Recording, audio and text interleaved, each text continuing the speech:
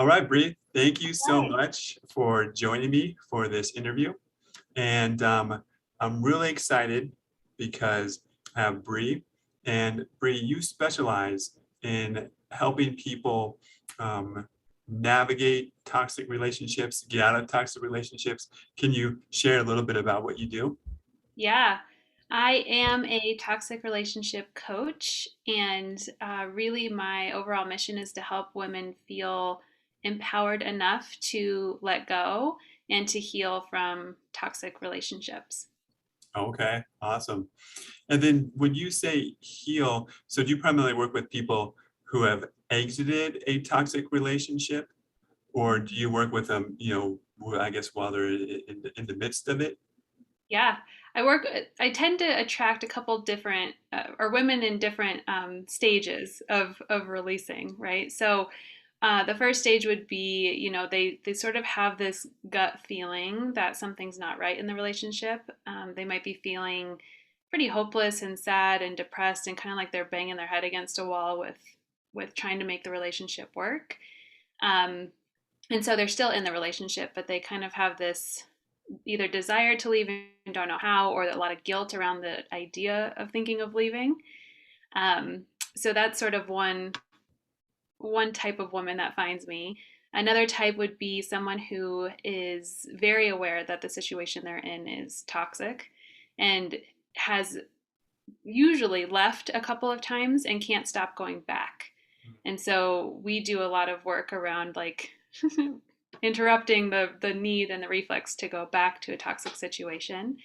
Um, and then the third kind of category of women is the one who has left and knows it's toxic. It was a horrible ending. Typically, in all of these situations, there's been some psychological abuse, there's been gaslighting, there's been manipulation. So, helping them really let go of the idea of what they thought the relationship was going to be and who they thought the person was, and then healing from the experience that is going through a toxic relationship, because there's so many nuances in an experience like that, and then to also hold the grief of losing a relationship, much like the grief of losing any relationship, it's just sort of amplified with all of these other really confusing components that come with your experience. Mhm.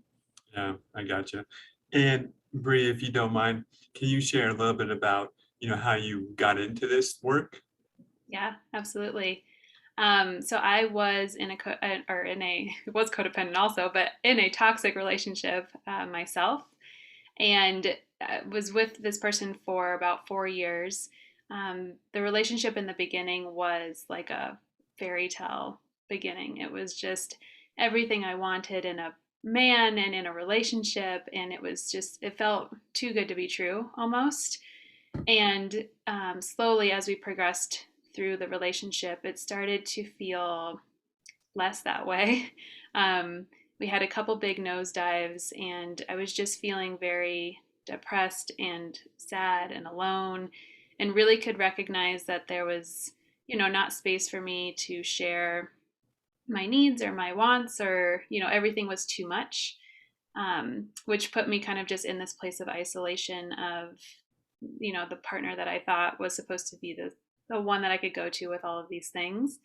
Um, and really being super confused of what had changed, because I had seen our relationship be one way and then it was completely different. And in my head, this was the person that I was committed to, that we had talked about marriage and spending a life together. And so, me being a loyal person, it was really hard to sit with, why this feels so different than it does in the beginning. And I've been codependent. I am a recovering codependent, Nice. through and through. Yeah. Grew up in a very codependent, family situation as well. And I can see now how much that played into our dynamic. And the codependency, in addition to some gaslighting and some manipulation and lies and all of the other things that came out afterwards, um, in hindsight, I can see what it was. But in it, I was so in the fog of the situation that all I could really see in front of me was this feeling of hopelessness. Um, the red flags, I think part of me knew, that my intuition knew somewhere. Um, but it was more of me externally trying to go to therapy for myself and for both of us, trying to read all the self-help books. I was taking courses on attachment styles and trying to learn my love language, and like just doing everything I could to try to fix the relationship in a very one-sided way, which clearly didn't work. And our fighting just became, more and more intense. And I was turning into a person and a woman that I didn't recognize anymore. A lot of the behaviors that I was having, I didn't want to be that person. And that was sort of the biggest awareness moment that I had in our journey. It was like, oh my God, like this isn't even about him anymore. This is about like me, which was a huge shift from being so externally focused towards him. So um, having that awareness and piecing together some other red flags and things that happened sort of in more of an intense way that were kind of undeniable towards the end, I I found the strength to finally leave. And through that process, that was one of the first times that I had ever set a boundary and like needed to hold a boundary. Not just the boundary of the relationship ending, but I had to put a lot of boundaries in place to keep myself safe. It got to a pretty nasty, intense degree. And that experience, moving through not only coming through the confusion of what the relationship was, and then leaving, and then like, what the hell do I do now that I've just turned my entire world upside down? Um, Putting all of those pieces together is really how I've crafted the containers that I hold for women, because I've done it firsthand. And I like, I laugh. I don't laugh to laugh, but every time a client tells me something that they, maybe haven't told anybody, or feel so ashamed of thinking or feeling or doing, I'm like, I've done it. Like, I've been there. I know exactly what what led you to do or think that thing. So, as terrible as the experience was, and as painful and horrific in a lot of ways, it's really brought a lot of beauty to my life now to be able to hold space for women so non-judgmentally, um, and see them make huge shifts towards their empowerment and towards making decisions for themselves, and really take their power back in that whole experience. Yeah, that's so great, and that's such a cool story. Thank you so much for sharing. As I was listening to you, you know, I wonder, some people may assume or may think, it's really easy, just leave. But Yeah. there's so many moving parts, right? There's the beginning, there's the experience of, what the excitement, what happened in the beginning. Obviously you have a life together, you love the person, um, and and the idea of like gosh, I have to do a boundary. It just I Yeah. mean, I guess just what I'm trying to say is just it's empathy for your story, and doing that work it's not easy. Yeah. It was the perfect storm for sure. Like you're saying, like, you love the person, you've experienced them being differently, and you've held on. You're like clinging to that idea, that hope that the relationship is going to get back there, or that person is going to get back to the person that they were. And I call it potential land, because Mm, for me, it was such a dissociation of like holding on so tightly to that place that I wasn't acknowledging what was actually happening, or I was discounting a lot of the behaviors, because I was like, no, he's not a bad person. Like, I've seen him be a good person, and I've seen him love me, even though everything he's doing right now is very disrespectful. And like, so it was a lot of arguing with myself back and forth. But I think that the power of hope, um, can put us into some challenging places if we mm, don't sort of like check ourselves on what's actually happening. And then if you've never set a boundary before, as it was in my case, like I went from like kindergarten level awareness of boundaries to like master's level in a matter of like one decision, you know? And it took a lot of people supporting me through that and a lot of reminders that I was making the right decisions.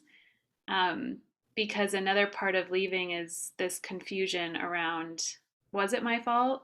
You know, because you're being fed all of this all of this gaslighting, all of this manipulation that it's your fault, and you believe that, and you really do at your core believe that, which is why it is so hard, part of the reason it's so hard to leave, um, because it's this internal fight where you're like, I don't think that's my fault, but he's telling me it is, and I trust this person, or I thought I trusted this person. Like, why would he tell me something that's not true? Yeah. Um, yeah, so there's a lot. There's a lot of pieces. Yeah, and I think it's, I guess like the challenge, the difficulty of having that realization, wait, this is not all my fault. Yeah. And I mean, part of it, I mean, I guess you don't really know the answer, but how do you get there? Right. I Yes. don't know if you have any like insight on that, but I think that's a really, I don't know if it's boundaries, kind of knowing yourself. I don't know what is that, or if you could say a little bit more about that. Yeah. Yeah. There's an exercise I take my clients through. Cool. It's the very first session that we do because Mhm. this is such a big part of like choosing to leave or choosing to heal is we take inventory of his behaviors and the way he's made her feel. And it's so profound to watch women go through this experience because, I mean, sometimes they'll talk for a straight 45 minutes, listing like the horrific things that the other person has done to them. And at the end, I asked them, I'm like, what was it like to say all of that out loud? And they were like, it sounds really bad. Like I didn't realize how bad and how real this is because you don't often stop to like categorize or list everything that's happened, and it sometimes it's not even over the relationship, sometimes it's just in the last week or the last couple months when things started getting really bad. So it really helps them come back into the reality. And I'm a huge proponent of data because data, you can't negotiate with data. And so we make a lot of lists about what's real, what happened, how they actually felt. And then I have them reference those like throughout our 12 weeks together because the brain is a really powerful thing, and it will take you back to all of the happy memories, that maybe happened 3 years ago, but you're stuck on that one place instead of acknowledging everything that's happening right now. Yeah, I love the idea of an inventory. That's Mhm. great. And that, data, that doesn't lie. That's awesome. Yeah. Um, yeah, and so I, do you think that, one person, and I know you mentioned this a little bit, that one person can make the relationship healthy, or do you feel that it takes two to tango, so to speak? Always two. Yeah, I mean, it takes two to make it healthy, and it takes two to make it unhealthy, yeah. which is something that I try to speak really clearly to, in that I'm not villainizing one person in the relationship. Mhm, There might be one person who has more toxic behaviors that are, being exhibited, mhm, more painful, more malicious. Like if you're looking at the relationship, it looks like they're the bad guy, right? mhm. But you wouldn't be in a toxic relationship if you weren't comfortable with toxicity, if you weren't Yeah, also playing in your own dysfunctional patterns and your maladaptive behaviors. So to just blame that person for everything is not helpful because then you get rid of that person, and then you find another person and you do the same thing. So you have to take responsibility for your part of that, which is really hard to do. and that comes through the process more slowly of like first getting out of the situation, getting out of the fog of the situation, and being able to hold them accountable um, for their part is really important because there's often a lot of justification that's happening or a lot of downplaying of behaviors. So we got to get there first. Yeah. And then once we can get there, it's like, okay, how does this person represent somebody in your past? Or what are you gaining from being codependent with this person? And it moves through helping them understand that like there are pieces of this that they can change within themselves so that they don't keep repeating these patterns with people. Yeah. Awesome. So that I don't know if that answered your question, but Yeah. no, it doesn't. One person cannot fix the relationship either because a relationship is relational with two people. So both people have to be putting in effort and, having the desire to take accountability and to repair after a rupture. And, both people have to be actively participating in that. Mhm. Yeah. Well, and so going back a little bit, do you have any advice for someone who is new at setting a boundary or a limit, whatever you like to call it? Yeah. Yes. I do. Um, I was thrown into it in a very rushed, like kind of life or death manner. So Okay. I wouldn't recommend that. What I would recommend first is that you get really clear on what it is that you value in Mm. life. Like what are your values? Because your values are the way that you orient yourself with people and with yourself. So if I really value kindness, I'm going to act kind towards other people, and then I'm going to expect other people to act kind towards me. And so once you know what you value, it's clear it's clear what you need to protect. So if you need to protect your happiness, then you need to set some parameters around your happiness in order to protect it. So if someone starts treating you very unkindly or repeatedly just disrespecting you, you can set the boundary of like, hey, I'm not going to accept this behavior. You don't have to change, but if you don't change, then I can't be in relationship with you. And so you have to first know what the hell you're protecting in order to protect it, Yeah. which I think is where a lot of people get tripped up, thinking boundaries are like this, you know, they're mean. That's what they think. Is like, no, if I set a boundary, then I'm a bad person. I'm mean. It's going to upset the other person, and it's in reality, it's just a way to protect yourself. Yeah, I got it. And I like what you said, they may initially feel that it's being mean, but bigger picture, I found, setting limits, boundaries, is not only good for yourself, obviously, but in the end, it's good for the relationship, right? Yeah, Because that means like, hey, I'm standing for health here, yeah, and I would like you to be healthy. And if not, then okay, I got to do something else. Then. yes, yeah. It really is a win-win situation. It's a uncomfortable situation at times, but if you set the boundary that you need someone to be, you know, invested in their health and they don't show up, then that gives you clear information that like maybe this Uh, relationship is not working, which is a win because any type of information that helps you make decisions is a uh, win. And if you say that and then they are like, "Oh yeah, I actually do value health," and they start changing their behaviors to match that, that's also a win. So it's a no lose situation, but it's just really uncomfortable to to have to set that boundary and then allow the other person to show up or not, and potentially have to end a relationship or end, uh, the dynamic that you guys have. yeah, for sure. Well, and as you're speaking, what I make up is a lot of what your work is, and feel free to correct this, Yeah. is that maybe you rely on, like you said, data, um, logic, because any sort of decision in regards to a relationship and changing the dynamic or even leaving is going to be emotional. Yeah. So did I get that right?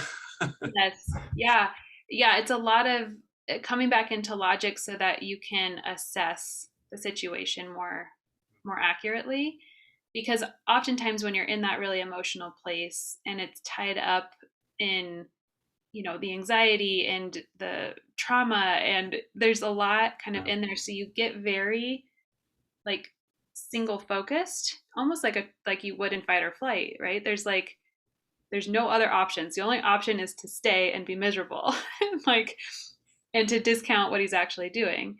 And so when you can come back into logic, I think it helps the nervous system calm down enough where you can see, like, oh, this is undeniable information. I don't like how this information makes me feel, and I have the power to choose something differently. Like, it's very concrete, I guess, instead of like overwhelming and emotional and spirally. Yeah. No, but I mean that's great. And then as you were mentioning, I couldn't help but think a little bit of like, 12 steps inventory. I don't know if you did that on purpose, but my part, yeah, I mean it's really cool because that's how people change, to be able to look honestly at the situation and in a way face the facts. Yeah. I say with every client that I start with, I'm like, you will get the most out of this experience if you are brutally honest Mm, with yourself and with me, because our secrets keep us sick, right? That's also yeah. another part of the 12-step community. The more that you keep internal, the less you can come back into the logic of it, the more you hold shame and embarrassment and pain around it, and the harder it is to speak to the longer that you hold it. So like, I mean, 90% of my role in a coaching capacity with women is to help them feel safe enough to say the things that they've never said, because in the relationship too, this is a unique experience of people will ask you, like, oh my gosh, how's it going, how's your partner, like, you guys look so happy. And in my experience, like, our external facing to the world was pretty perfect. Like, we nobody would have known because I didn't allow anybody to know.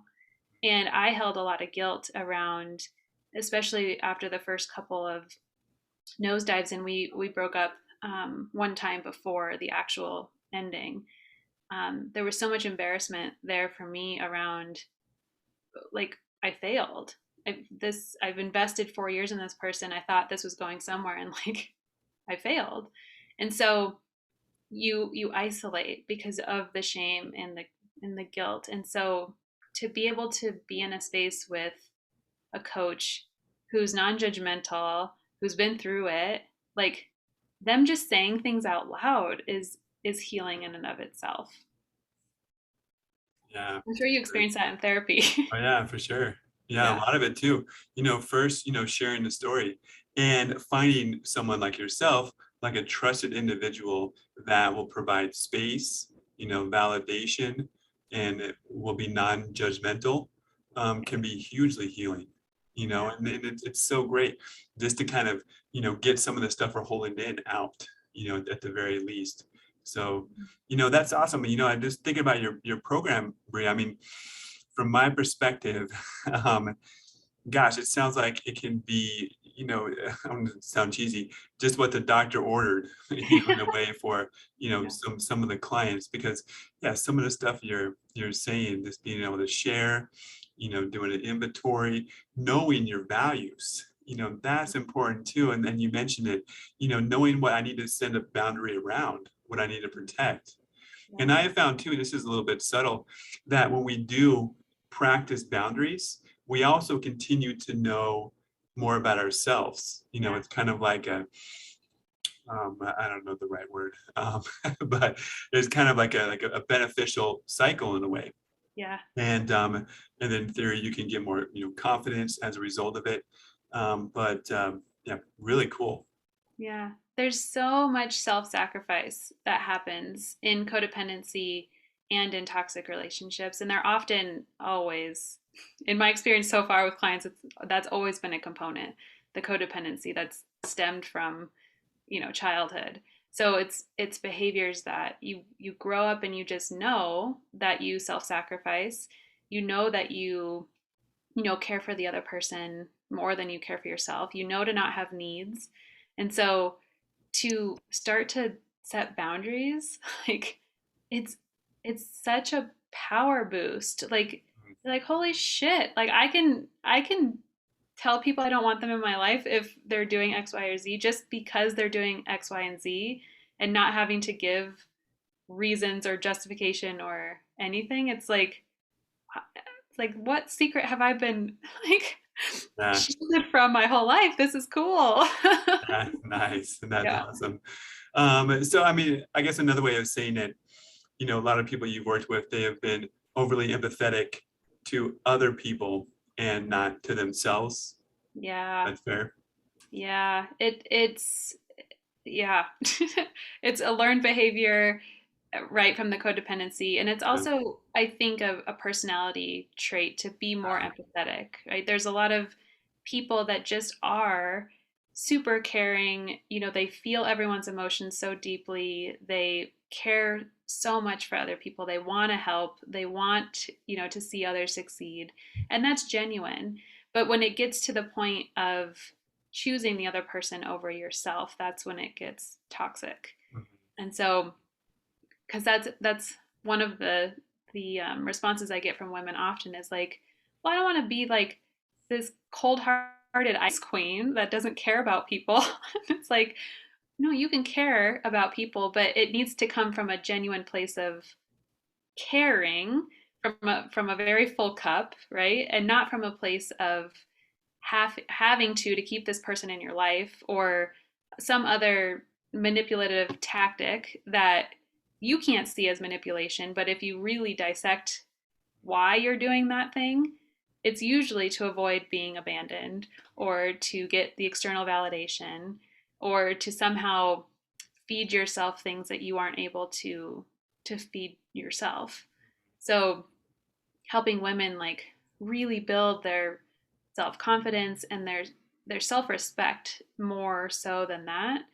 um, for me, I know when I started setting boundaries, and again my situation was on the intense end, but I had this visual of like a lioness protecting her cub, and the cub being my inner child who I had been not paying attention to for probably my whole life. um, and it became clear that the decisions I was making was protecting her from her fear and from getting repeatedly hurt and repeatedly betrayed. And it was like this, it was a whole different level of respect. It wasn't just me setting boundaries for me. It was like I'm going to protect her. And that really helped me stand behind the harder, more painful boundaries that I had to set. Yeah, I like that. A great analogy. Mm-hmm. And well, do you think that a relationship, and it depends on the definition, but maybe like a quote unquote toxic relationship, do you feel that it can change to a healthy one, and how? Yes, I feel what goes back to your question of if both people are participating. Yeah. So I use the term toxic in a way to describe a relationship that's severely dysfunctional. Mhm. So if the relationship's severely dysfunctional and both people have the drive and the determination and they want to fix it and are both putting in the work, whether that's in couples therapy and or individual therapy, um, it's working on communication, it's holding non-judgmental space, it's getting becoming aware of what your triggers are so that when you are triggered you can take space in order to not, keep rupturing the relationship farther. And you start to rebuild that trust with each other. So I think with intensive work and focus, yes, absolutely. Um, with the women that I've worked with and in my experience, the other partner can't take accountability for their part. And so that's where the gaslighting and the manipulation comes in because they have to deflect that they're doing anything wrong or that they're hurting you because they themselves can't hold that understanding. Like they can't let themselves go there. And so if you have a partner who is not willing to participate, and you keep trying to overcompensate to fix the relationship, that's not going to work. I definitely know that firsthand. So if you're putting in like 90% of the effort, and taking little breadcrumbs of them showing up occasionally and saying something occasionally that's like, "Oh, you're doing your work," or it feels like you're grasping this concept. Um, it takes so much intense effort to rebuild a relationship, especially if there's been dishonesty or infidelity or betrayal of any kind. Um, yeah, it takes some effort. So if your partner is not efforting, that's a clear sign. Yeah. Um, and I also think, to go back to the values part of that, you have to know what your values are to be able to identify if you guys share the same values.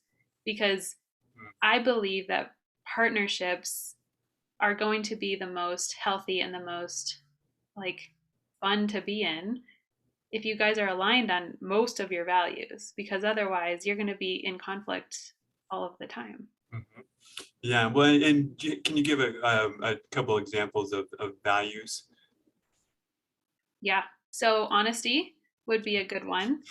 So if you really value being honest with other people, being honest with yourself, not living a lie, and your partner, by his behavior shows that maybe he doesn't value that because he's been lying to you, he has a secret relationship, he has a secret life, he has, whatever it is.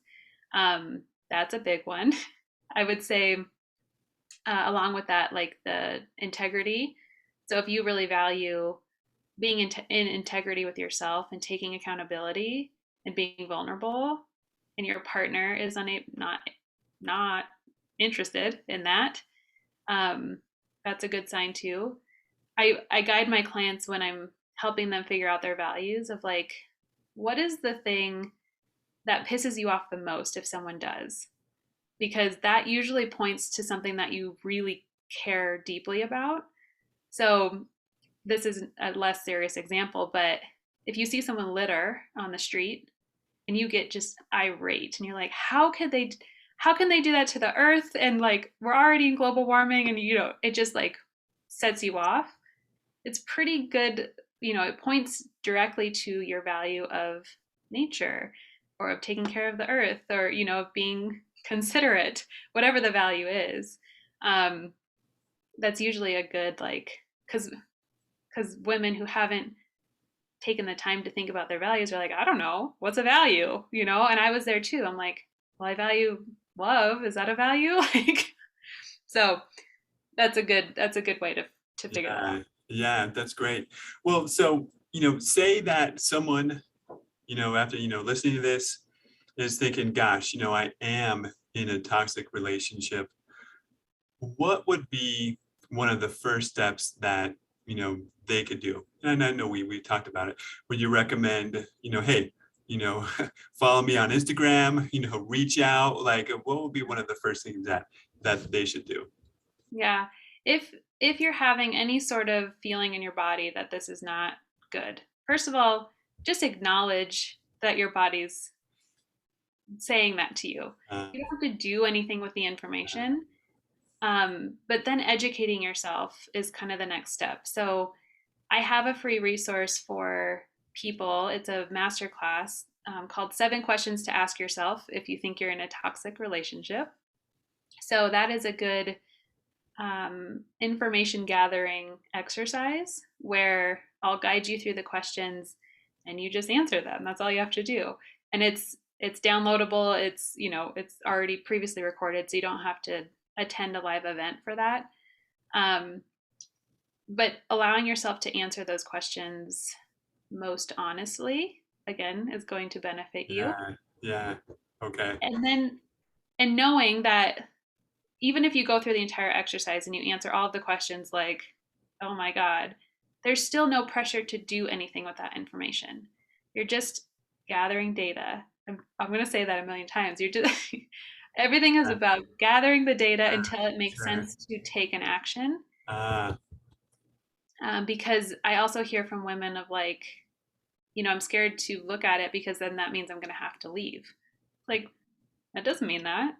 It means that you might have information that conflict you staying, but you always have the power of what you're doing. So gathering information, I want to take the fear out of that for people because um, information is power. We know that in every part of our life. And so if you can gather information without the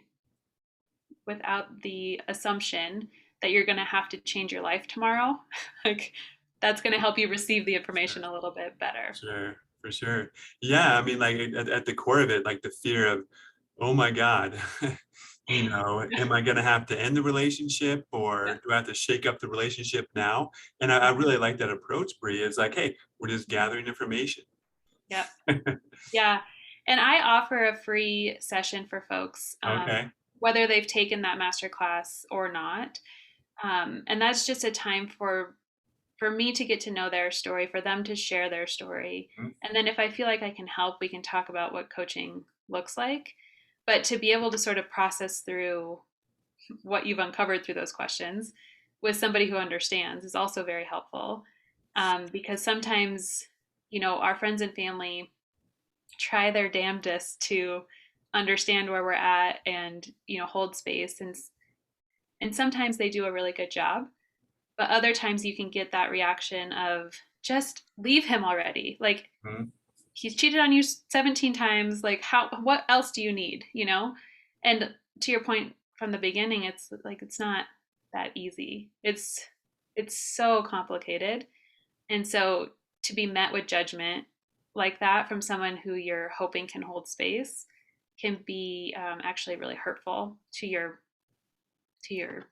mental health and your Mhm. situation. So just being careful of, who you're choosing to share your really precious, vulnerable gems with, I think is important.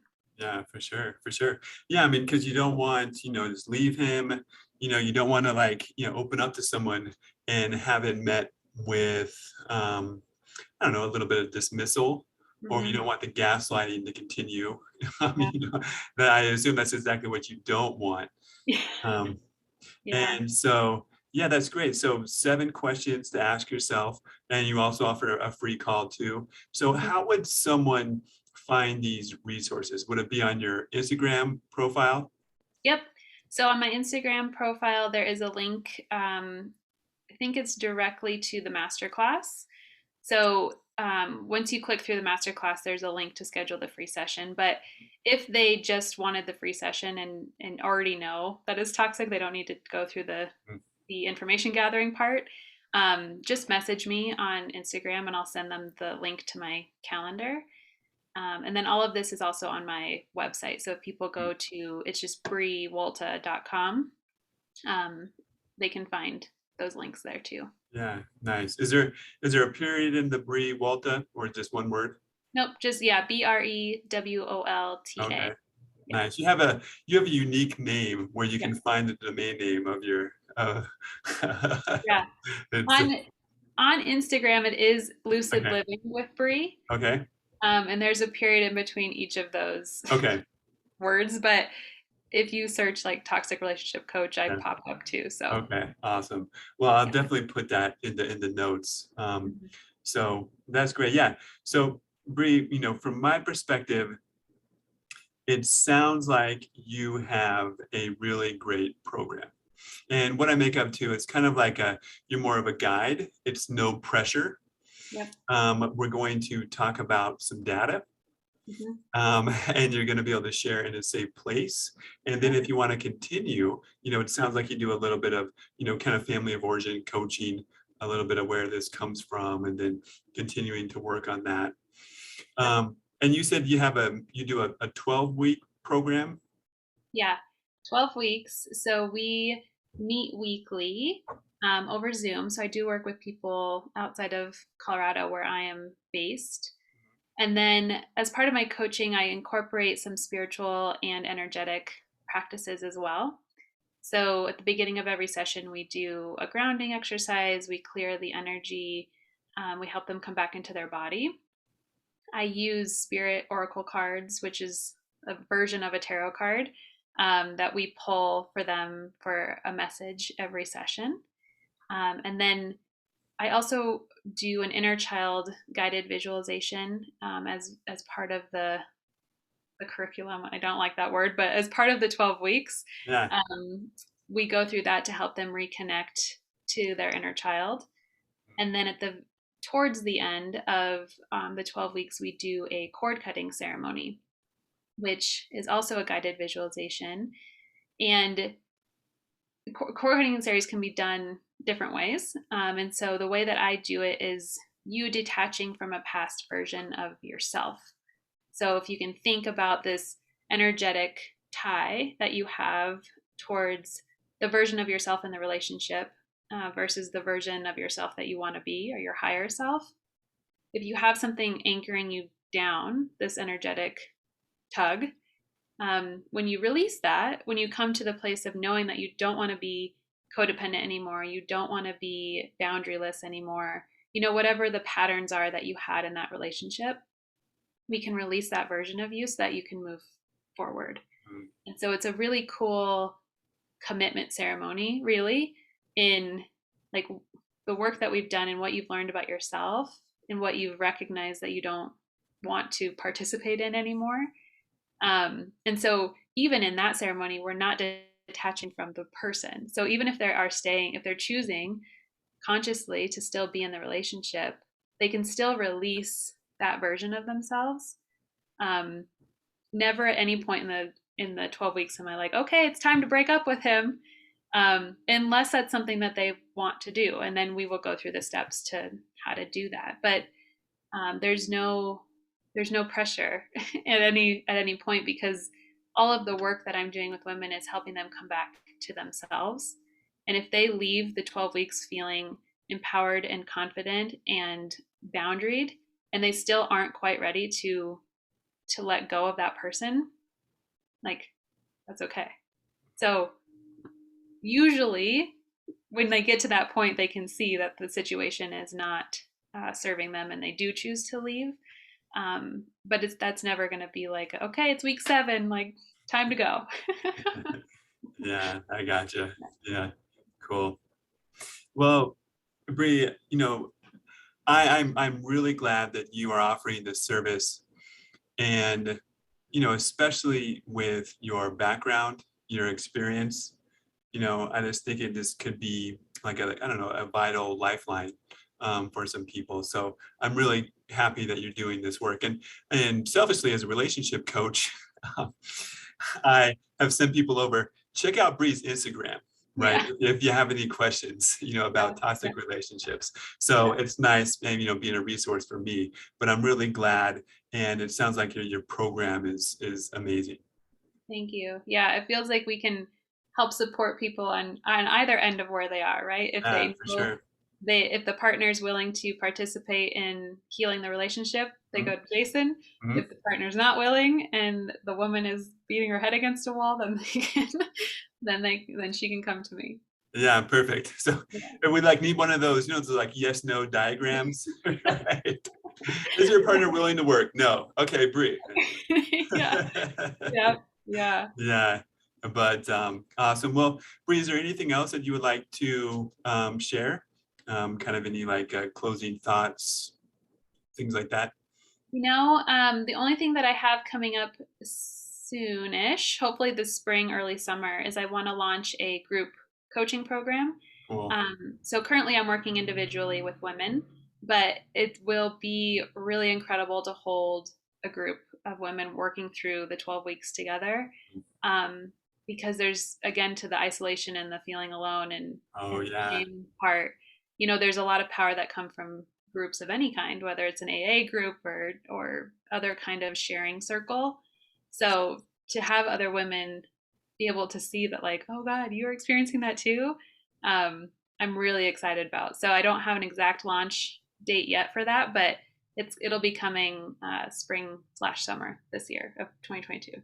Yeah, great. Yeah, I mean, Yeah, I could imagine how potentially powerful that a group could be with yeah, that. So that's awesome. yeah, yes. And Uh, I really appreciate the space to share. I think the more that women can share, their experience, the more we can destigmatize what it is when you're in a relationship like that. Um, and, just helping you being a vehicle to help women get help and to help them find their empowerment it's awesome. So thank you for having me. Yeah, well, awesome. Well, thank you, Bree. Yeah. Well, it was nice chatting with you, and enjoy the rest of the week.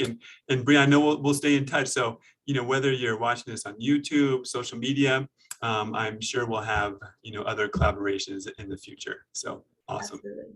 Yeah. Thank you. Okay. All right, cool. Take care, Bree. Bye.